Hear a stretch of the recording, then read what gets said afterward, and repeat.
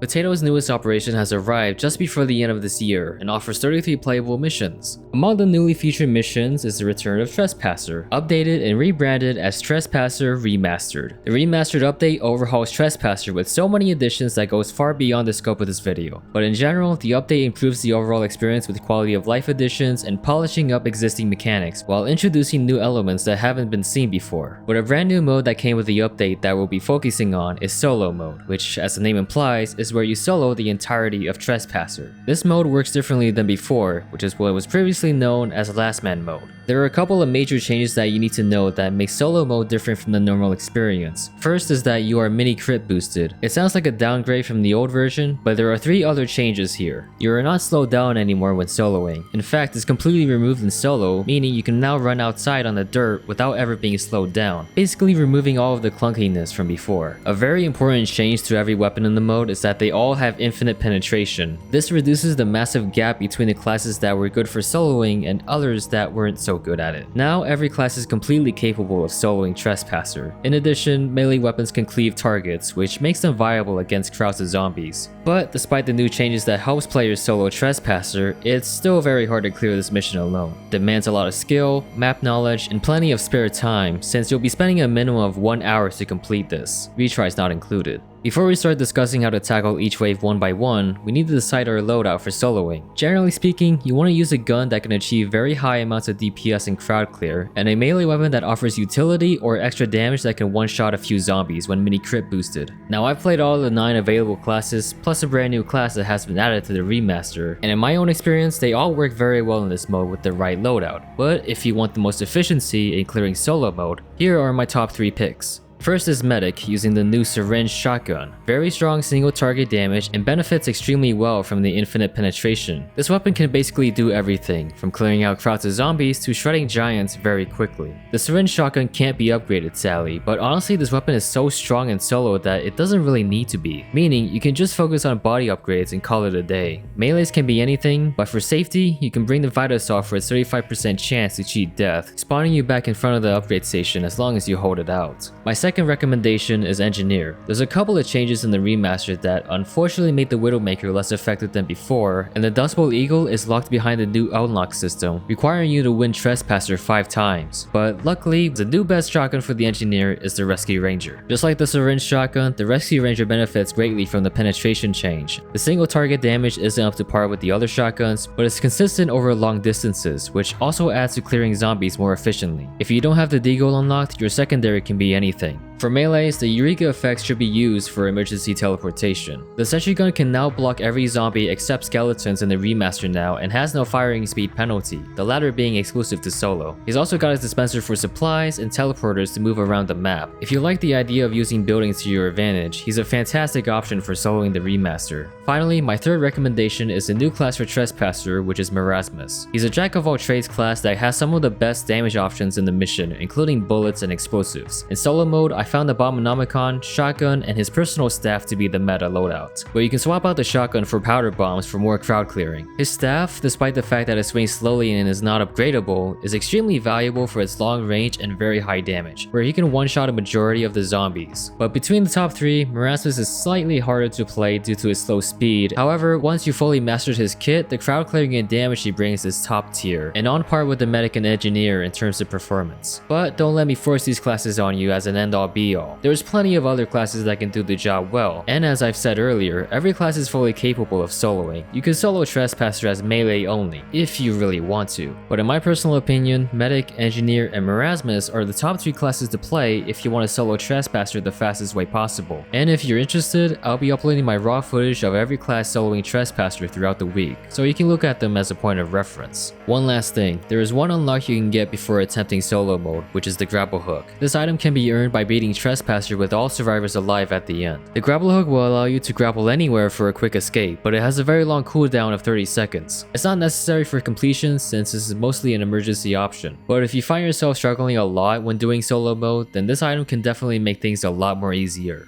Now, let's start discussing how to solo every wave of Trespasser one by one. Starting with $500, there's only a few options here. Either upgrade your weapon of choice or go one tick of speed for the classes that really need it. For most weapons, you can go for 2 ticks of firing speed and into 1 reload speed, or split into clip size and ammo capacity. If the gun you want to use can't be upgraded, then go for ammo regen. Survivors are completely absent in solo mode, so you'll earn an extra 600 credits here. First wave is pretty simple, just kill a couple brutes and 175 zombies. During setup, you can shoot through the holes of the wall to damage and pull the zombies towards the barricade. You can melee the brutes behind the wall for low damage until the entrance breaks down, doesn't matter which one. This wave tests your ability to kite around the first area of the map. It sounds easy, but the problem is, where do you need to go and when do you need to kite? Well, let me show you. You have to go back up the main stairs and head back into the dark hallway. This hallway and the plank are the only 2 places where you can hold down, because here, the zombies only go through one path here. The zombies can't go up the broken stairs when you stand on the plank either. The farthest you can stand on the plank is at the end by the window side without touching its floor. Otherwise, you start pulling zombies to your left flank. If the zombies and the 2 brutes in the beginning didn't push you away from here, then the 3rd brute definitely will. Getting pressured off the plank causes the zombie to start cutting you off at the left. Don't kill anything right now because we need to start kiting. Go towards the other side of the floor and drop down through the hole. Head outside through the main doorway and go left. Once outside, we can start killing again. The zombies will respawn from the bushes behind the pillars, so watch out. Our goal is to get every zombie out of the house, and we do this by slowly creeping our way around the tree outside, going towards the low wall by the medium health kit before we get cut off. Go towards the wooden fences and hop on up by jumping onto the lowest set of fences. By doing this correctly, most zombies should be out of the house, which means we can go back in while killing those that are still in the way. Then we go towards the main stairs and repeat the route when necessary. Depending on what weapon you're using, you may have to repeat this multiple times. Once you reach about 26 zombies on the wave bar, the last brute will spawn from one of the 2 spawn points outside. Killing the crit boosted brute triggers the checkpoint, so make sure to kill the others that are still alive. With 1,000 credits earned, focus on upgrading your weapon further. I usually max out firing speed before going to reload or clip size. For low HP classes, you can try to get some max health upgrades for survivability. Wave 2 starts out pretty easy, just kill the medics to prevent the brutes from getting healed and avoid their charges like last time. The next subwave spikes up in its difficulty. There's 4 leapers to kill, with only 2 active at a time. But now, there's 25 zombies to kill. The shittiest part is dealing with both of them at the same time. There's 2 locations to hold at. The hole in the dark hallway is pretty good. The leapers can't see you behind the hole up there until they get to the 2nd floor. Once they do see you though, the plank is a pretty good spot to lose their tracking. Another spot is at this corner between the table with the ammo pile and the bookcase. Camping behind this low wall makes it very difficult for them to leap over. The only way they can get past this is when they use their teleporter spell, so watch out. Best way to tackle a leaper is to isolate them, because facing 2 of them at once is just a fail waiting to happen. To kite the leaper, you can move sideways in circles to avoid the damage. At the same time, you need to kill the zombies, because not only they can block you, the leapers push back and get you stuck between them. While you're avoiding the leapers, do try to focus on them. After all the leapers die, headless zombies will start spawning. They deal very high damage but have a low vision range, and this vision range means the headless zombies have a delayed search function in their AI, which makes them stand around at your last known location for a while. Easy to escape from, but can easily block your way back. Soon enough, there will be skeletons up top. Skeletons are resistant to bullets, but take double damage from melees. But unless you have a melee weapon that one-shots them, it's never worth doing so due to their bleed stacking. You can walk through the skeletons for an easy escape, just make sure to have healing around when you get hit. The fastest way to clear the subwave is holding out under the stairs behind a low metal fence, but this requires very high amounts of DPS. Usually this can be done with a melee weapon, but you need health on kill to sustain yourself. The more range and damage your melee weapon has, the safer it is to do this. But once you're in this spot, you really have to commit, or else you have a high risk of failing, mostly because some zombies can flank around your side. If you can't do this strategy, you can do the same kiting route from wave 1. There is a stake outside in a dark corner near the bottom left spawn point. Picking it up gives you a full crit boost for several seconds. It's got a long cooldown before it regenerates, so take advantage of it while you can.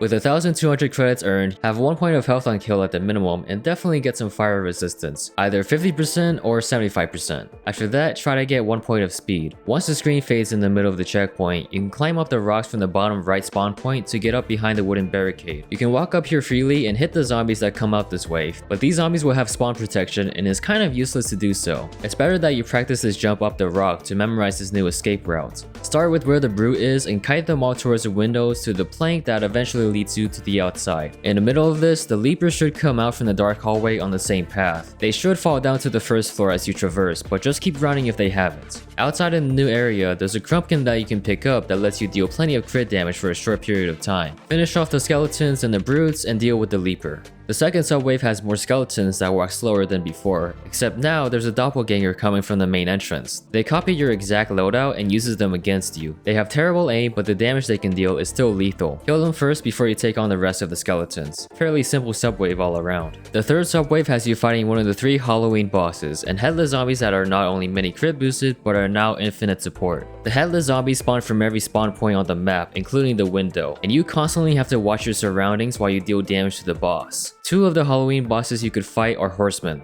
One uses a typical axe and the other uses a mallet that deals AoE damage and knockback on hits.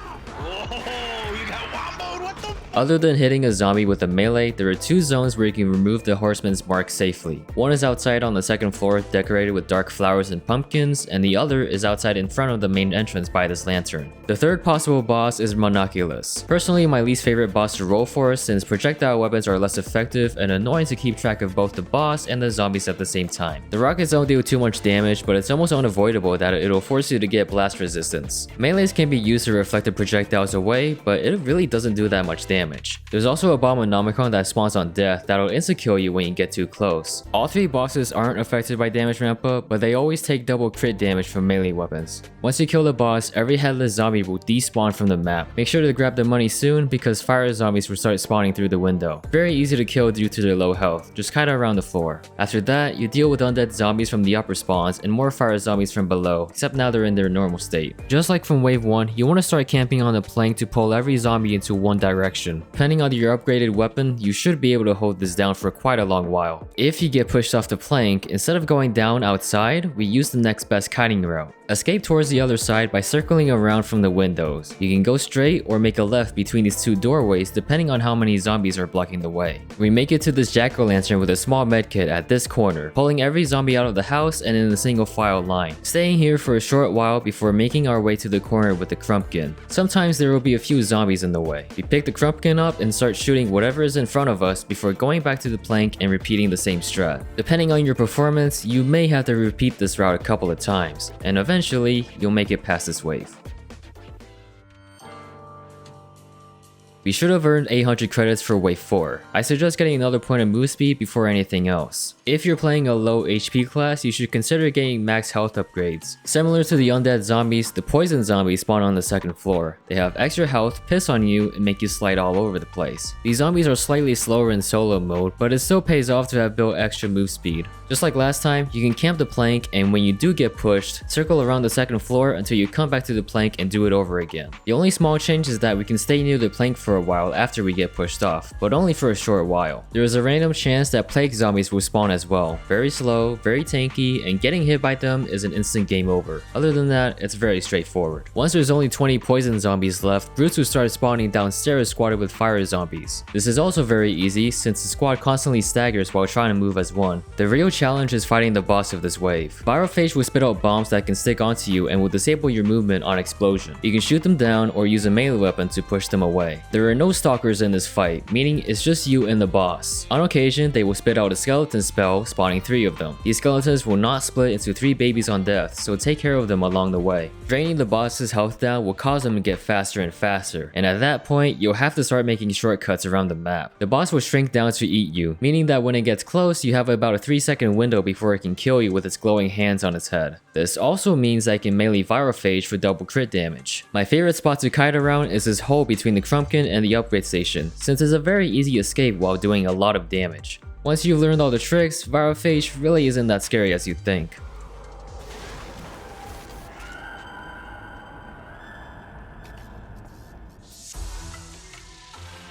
You'll earn 1550 credits by wave 5, but most of it will all be dumped into your resistances, cause this section features bullets, explosives, and crits. The corrupted emissary will come and greet you with a rock paper scissors taunt, but don't take the bait, kill his bodyguards. The only way you can kill the emissary is by dealing at least 650 damage within half a second, which is only doable with some taunt kills and very few setups. Killing them drops $500, but if you can't kill them, don't worry about it.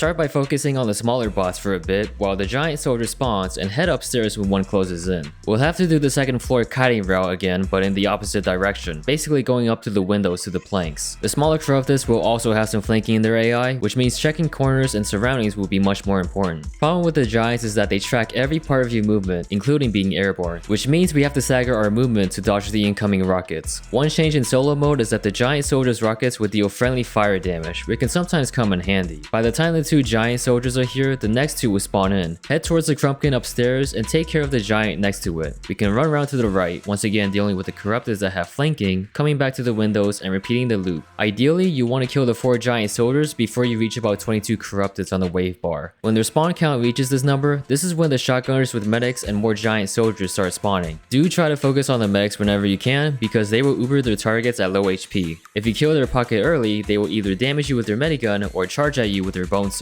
Use the crit boosting pickups to kill them faster. The second subwave starts with a bunch of steel gauntlets. They can spawn from either the bottom left or the 2 spawn points up top at random. They have the potential to sneak up on you and deal a lot of damage, so watch your back. You should hang around the top of the main stairs before the 2 giant burst fires come in. These 2 giants don't lead their rockets unlike last time, but just like the giant soldiers, they can friendly fire, and we can use that to not only kill the gauntlets but also each other. The best way to do this is to hop down to where the stake is, standing on the side with the tree and luring them over. Once they get close, we go around through the main entrance and go up the stairs. Throughout the strat, the burst fires should accidentally kill their own uber medics. Head towards the jack-o'-lantern, and with this long sideline, you should be able to line up these giants and have them kill each other. Don't stress out if only one of them remains alive. Have some open space so that you can dodge their rockets successfully. And avoid standing near walls because a small blast radius can still hit you. Clean up any remaining steel gauntlets before you finally kill the last giant burst fire. The last subwave is a DPS check, and unlike regular mode where it features the combat tank with 2 miniguns, it's the original tank from version 1. When the tank rounds the corner, the bomb support will spawn outside infinitely until the tank is destroyed. By this point, your weapons should have the DPS to kill the tank before they deploy the bomb, which should be the case 100% of the time.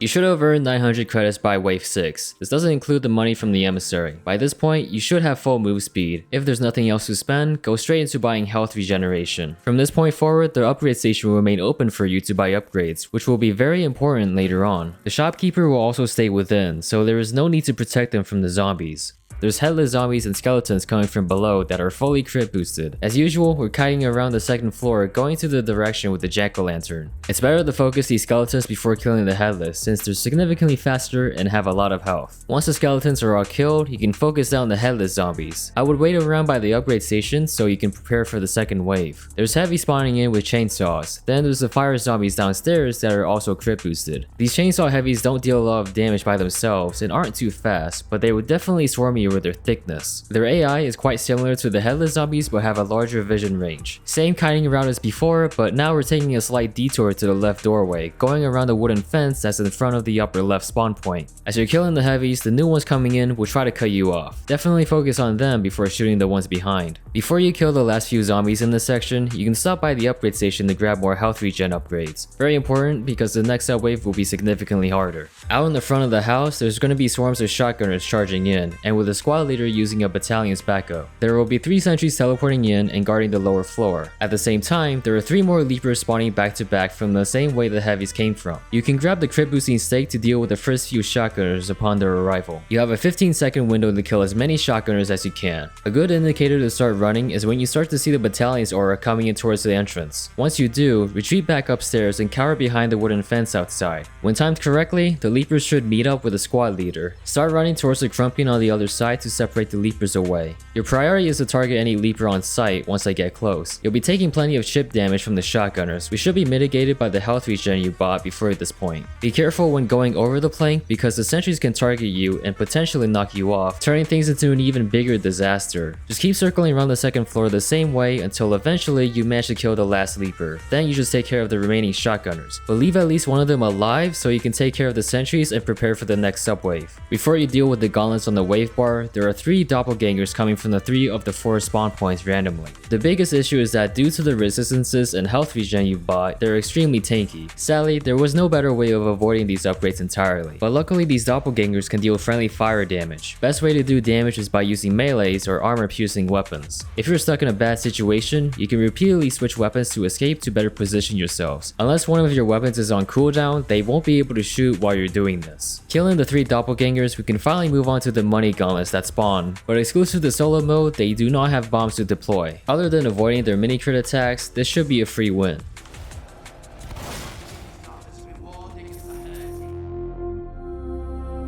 Wave 7 is the final wave. You should have the money to invest in everything. This final segment has riot zombies that resist all damage by 50%. Among those is a riot demo that also shoots explosives, dealing knockback. A major change to consider in the remaster is that this wave specifically allows every zombie to walk up the broken stairs now, making the plank less effective to camp on. Since all riot zombies come from every spawn point in groups of 3, they can be a hassle to kill without armor piercing. There's more giant soldiers here but are now rapid fire, and spawns in 4 back to back. You can kite around towards the Crumpkin for the damage boost, but there's another alternative. At the same time, a hidden 1-minute timer starts for a bombing run outside, which can kill every zombie except the player. When the giants get close to you by the window, you can hop down to the stake to continue doing damage. Kite around the tree and head towards the wooden fence. Try to hold out here as long as you can, but if things get way out of hand, just run back into the house. When the screen dims for a moment, the bombs should be dropping down, and if timed correctly, kill every zombie and giant in the area. Don't worry about finishing off the few giant soldiers if they're still alive, because we need to start kiting on the second floor. NPC skeletons start spawning from the upper right. We can start kiting towards the jack-o'-lantern, because soon the giant rogue root spawns, which is the final main zombie of the mission. We don't need to fight them, but be careful not to cross paths because their gauntlets will hurt pretty badly. All we have to do now is wait for the rogue root to die, which usually takes about a minute. Since every other zombie and skeleton in the map is a support, at this point you can kinda just ignore everything that's behind you and keep kiting around the map. Once the helicopter arrives, there will be more riot zombies spawning on the map, some that can cut you off on your path. If you want the best chances of survival, wait until the rogue root dies. Kite the zombies around until you reach the corner with the Crumpkin and make a beeline to the open window and jump out. Rogue root should drop a resistance power up on death. You need to pick this power up to take less damage and further increase your chance of survival. You have to capture the control point under the helicopter to win the game, which takes about 3 seconds. The military can take care of the skeletons, but not every riot zombie, which are coded specifically to only target you. Another danger to consider is the riot demo from before. Their knockback has the ability to push you up onto the helicopter blades and completely ruin everything you worked hard for. This goes without saying, but you cannot stick around once the opportunity arrives, because staying around longer than you need to will result in the map becoming more hellish than it already is. Even worse, there will be a viral phase that is completely invincible. Also, I have no idea what happens to the shopkeeper after all of this. Anyway, you captured the point and you finally beat Trespasser solo mode. What do you get for all that hard work? Well, you unlock the Deathly Canteen. It basically gives you the privilege to use canteens in Trespasser. The power-ups are pretty expensive, but the boosts that they offer are extremely powerful, no doubt about it. But the real benefit is for the engineer, because he can now purchase building upgrade canteens. Normally in Trespasser, it's not possible to upgrade your buildings past level 1, but with the Deathly Canteen, this feature is fully unlocked behind a paywall. Of course, the level 3 sentry gun still has a relatively slow firing speed, but the sentry rockets are nothing to scoff at. This canteen is a major game changer, and with the right loadout and team, you can upkeep your level 3 buildings without having to constantly purchase building canteens every checkpoint. And that's the guide for soloing Trespasser. A quick disclaimer that Trespasser is very likely to receive some changes over the course of the operation, but hopefully this guide should age well and that nothing fundamentally changes. I'm sure there's more strategies that have yet to be uncovered for solo, and that part of what I've talked about may not work for some people. But these strategies have allowed me to consistently solo Trespasser to completion as all of the 10 available classes. And as I've mentioned in the beginning, I'll be uploading playthroughs as every class to help you get a better understanding in raw form. Feel free to leave a comment if you have any questions, or if you actually managed to solo Trespasser yourself, let us know how it went for you. Thanks for watching, I'll see you later.